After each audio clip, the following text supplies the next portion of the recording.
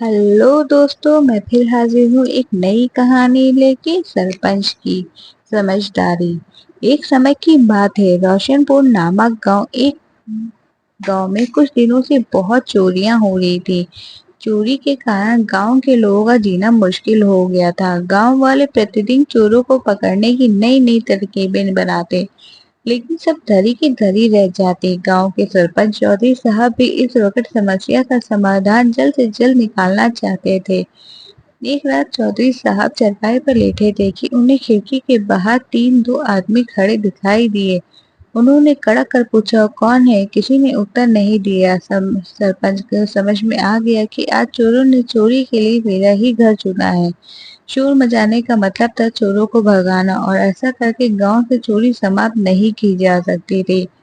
इसलिए उन्होंने एक तरकीब सोची ताकि चोरों को पकड़कर गांव में शांति का प्रवेश कर सके। सरपंच साहब ताश की चारपाई पर लेटी अपनी पत्नी से बोले, अजी सुनती हो, मेरी इच्छा खाने की हो रही है। तुम थकी हो तो मैं स्वयं ही बना लेता हूँ, सुबह सुबह उठकर खाएंगे। ऐसी सुनकर सरपंच साहब की पत्नी को पहले तो कुछ हैरानी हुई, लेकिन शीघ्र ही वह समझ गई कोई न कोई बात जरूर है, नहीं तो सरपंच साहब ऐसी अजीब अजीब बातें कभी नहीं करते। सरपंच रसोई में जाकर खीर बनाने लगा। तभी उन्हें रसोई घर की खिड़की के पास कुछ आवाज आवाज सुनाई पड़ी, लेकिन अंधेरा होने के कारण वह किसी को देख नहीं पाए। खीर बनाते बनाते सरपंच साहब जोर से बोले, हाजी सुनती हो, आजकल चोरियां बहुत हो रही हैं। अपने सारे जेवर रसोई घर में ले आओ, मैं उन्हें आटे के बोरे में छिपा दूंगा। उधर चोर अलमारी में माल ढूंढते रह जाएंगे, इधर आटे के बोरे में तुम्हारे जेवर पूरी तरह सुरक्षित रहेंगे।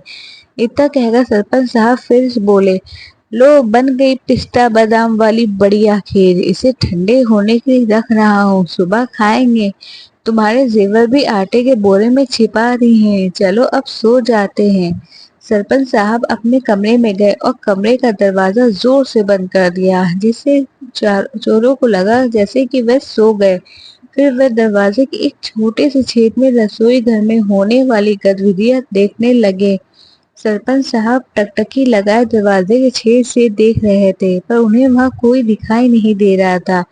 एक बार तो सरपंच साहब को लगा कि उन्हें वहम हो गया है, पर लगभग आधे घंटे के बाद एक आदमी रसोई घर की खिड़की से अंदर आया और उसके पीछे पीछे दो आदमी और आ गए। तभी उसमें से एक बोला, आज तो चौधरी साहब की सारी होशियारी धरी की धरी रह जाएगी।